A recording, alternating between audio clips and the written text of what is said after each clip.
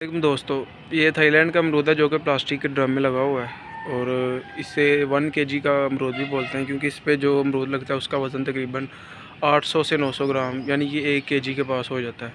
तो इससे कैसे ज़्यादा से ज़्यादा फल हासिल करते हैं, तो उसी के लिए ये कंप्लीट वीडियो है।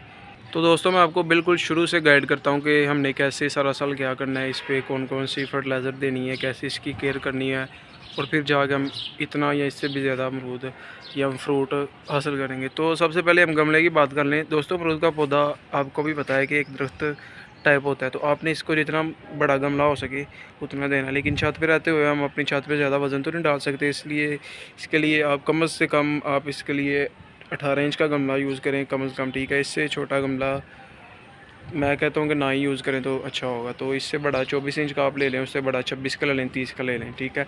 जो बेस्ट रहता है वो ले लें। दूसरी बात हम कर लेते हैं इसकी सोइल की। तो ये सोइल आप देख रहे हैं, इसकी सारी ये बाल मिट्टी है जो कि दरियाई मिट्टी होती है। इसके ऊपर जो आपको ग्रीन कलर का नज़र आ रहा है दोस्तों, वो अभी बारिशें हो रही हैं तो इसका कोई नुकसान तो नहीं है, लेकिन जब ज़्यादा पानी खड़ा होता है जो इसकी वजह से होता है। तो मिट्टी की बात हमने कर ली कि बालू यूज़ करनी है और गमले का जो साइज़ है वो ज़्यादा से ज़्यादा आप छत के ऊपर रख लें 24 से 26 इंच और कम से कम 18 इंच होना चाहिए, ठीक है। इससे कम ना ही हो तो आप बेस्ट फ्रूटिंग हासिल कर सकते हैं। तो अल्हम्दुलिल्लाह आप देख सकते हैं कि इसकी हर एक ब्रांच पे फ्रूट लगा हुआ है। तकरीबन इस पे इस वक्त 10 केजी के करीब फल लगा हुआ है जो कि आइंदा पक के तैयार हो जाएगा। ये भी फ्रूट फुली पका तो नहीं, लेकिन इंशाल्लाह 1 मंथ के अंदर अंदर ये फुली पक के तैयार हो जाएगा। तो मैं आपको इसका कंप्लीट व्यू दिखाता हूँ। कोई शाख आपको ऐसी नज़र नहीं आ रही होगी कि जिस पे फल ना लगा हो। अल्हम्दुलिल्लाह हर शाख के ऊपर फल लगा हुआ है। तो इसकी कुछ केयर टिप्स होती हैं दोस्तों, वो मैं आपके साथ शेयर करता हूँ। कोई भी फलदार पौधा ज़मीन में लगा हो तो वो दोस्तों बहुत ही ईज़िली वो ग्रो करता है। उसकी किसी किस्म की पानी की ज़्यादती या कमी का ध्यान नहीं रखना पड़ता, ना उसे कोई खुराक देनी पड़ती है। लेकिन अगर कोई गमलों में हम बात कर लें या छत पे रूफटॉप पे क्यारियों में पौधे लगाए हों तो उसके लिए हमने खुराक देनी होती है पौधों को, फर्टिलाइज़र, ठीक है। तो ऑर्गेनिक की बात कर लें तो ऑर्गेनिक में दोस्तों मैं इतना आपको प्रेफर नहीं करता क्योंकि उसका रिज़ल्ट बहुत स्लो आता है और बहुत लेट जाके आता है और बहुत कम आता है। मैंने ऑर्गेनिक पे भी वर्क किया, लेकिन केमिकल का जो मैंने कमाल देखा वो शायद ही बहुत अमेजिंग था, बहुत ज़्यादा अमेजिंग था। क्योंकि केमिकल का जो रिज़ल्ट आया है वो बहुत ही ज़बरदस्त आया है, बहुत ज़्यादा फ्रूट मैंने इससे ज़्यादा फ्रूट हासिल किया है गमलों में रहते हो, लेकिन मैं वीडियो नहीं शेयर कर सका। तो इस दफ़ा मैंने सोचा था कि आपके साथ वीडियो शेयर करूँ। तो ख़ज़ां के मौसम में दोस्तों आपने इसे फर्टिलाइज़र देने हैं, ठीक है। दोस्तों, अमरूद का पौधा गमलों में बहुत इजीली ग्रो हो जाता है, छत पे या ज़मीन में भी कह लें। इसके लिए बहुत ज़्यादा सरखपाई नहीं करनी पड़ती, ठीक है। बस जो मैं आपके साथ थोड़ी सी टिप्स आपको बता रहा हूँ वो आपने ज़रूर इसका ख्याल रखना है, ठीक है। जब गर्मी बहुत ज़्यादा आ जाती है तब आपने, जब टेम्परेचर 35 से प्लस हो जाता है, तब आपने इसे छाँव में करना है। या आप इसको छाँव में कर दें किसी सायादार जगह पे, या आप इस पर ग्रीन नेट लगा दें। ग्रीन नेट वो लगाना है जो कि बिल्कुल धूप को रोक दे पूरी गर्मियाँ, यानी कि जब भी बरसात का मौसम जब आ जाएगा फिर आपने इसको सनलाइट में कर देना है, यानी कि वो ग्रीन नेट को आप ऊपर से उतार देंगे। तो फल लेने के लिए और भी जो सबसे ज़रूरी बात मैं आपको कह दूंगा कि उसके लिए आपने पानी का बहुत इसका ख्याल रखना है। जब भी इसकी मिट्टी ऊपर से 1 से 2 इंच सूखी हो तब आपने इसे पानी देना है, ठीक है। ज़्यादा पानी आपने नहीं देना और वाटरिंग की वजह से पौधे की रूट्स हैं वो गल जाती हैं, ठीक है। पौधा ऐसा फिर आपका मर जाता है। दोस्तों, लोग समझ रहे होते हैं कि हम छत पे रह के या टेरेस पे रह के गमलों में, क्यारियों में, छत पे फलदार पौधों से फल नहीं हासिल कर सकते क्योंकि इन्हें उनके मुताबिक इन्हें ग्रो करने के लिए किसी बड़ी स्पेस की या ज़मीन की ज़रूरत होती है। लेकिन जो कुछ पौधे को चाहिए हम वो उसको पॉट में ही, गमलों में ही या क्यारियों में भी उसको प्रोवाइड करते रहे, तो फिर भी हम गमलों में रह के गमलों में या पौधों या क्यारियों में पौधों से ज़्यादा फल हासिल कर सकते हैं। तो ये आपके सामने ही अल्हम्दुलिल्लाह, मैंने कोई ट्रिक तो नहीं लगाई, मैंने सिर्फ इसकी जो खुराक है उसका ध्यान रखा है।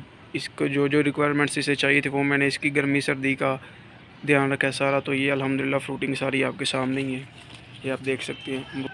दोस्तों, बरसात के मौसम में बस आपने इसका एक केयर इसकी छोटी सी करनी है कि जब इस पर फल इस तरह का आ जाता है, ठीक है, तो इससे थोड़ा सा बड़ा होने लगता है बारिशों के मौसम में, तो इसमें कीड़ा पैदा हो जाता है। उसके लिए मैं आपको बताता हूँ कि कौन सी आपने स्प्रे यूज़ करनी है, वो बहुत ही ज़बरदस्त है। वो इसमें इसमें कीड़ा पैदा होता है, ठीक है, वो इसको लगने नहीं देता और फल को बिल्कुल महफूज रखता है।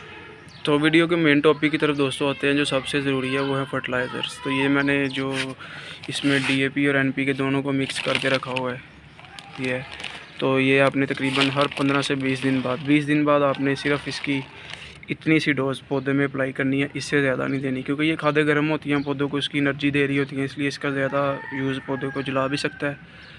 कम यूज़ का कोई नुकसान नहीं है। 15 से 20 दिन बाद आप इसको डाल के फिर इसकी गुड़ाई करके इसको पानी दे दें।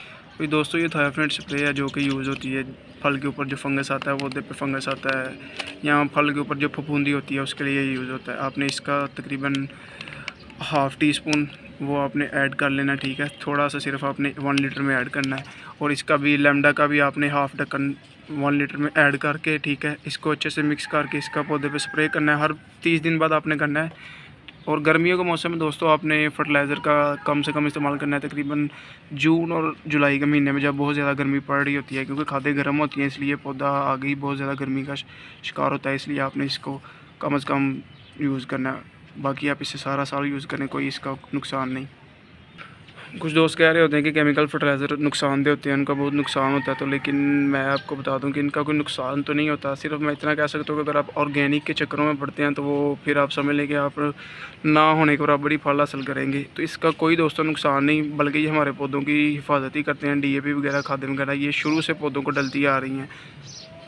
तो फल लेने के लिए जो दोस्तों के टिप्स थी वो मैंने आपके साथ सारी शेयर कर दी हैं। तो अगर आप इन के टिप्स को अप्लाई करेंगे तो आपका पौधा सारा साल ही सेहतमंद और तंदुरुस्त रहेगा और फल से भी भर जाएगा। अभी बहुत ज़्यादा फल दोस्तों इस पर पहले बच्चों ने उतार लिया, तकरीबन आधा फल तो बच्चों ने वैसे ही उतार दिया है। मैं आपको दिखा देता हूँ ऐसे ही, इस पर बहुत ज़्यादा, ये देखें यहाँ से भी फल उतरा हुआ है, ठीक है, ये देखें, और यहाँ से भी फल उतरा हुआ है।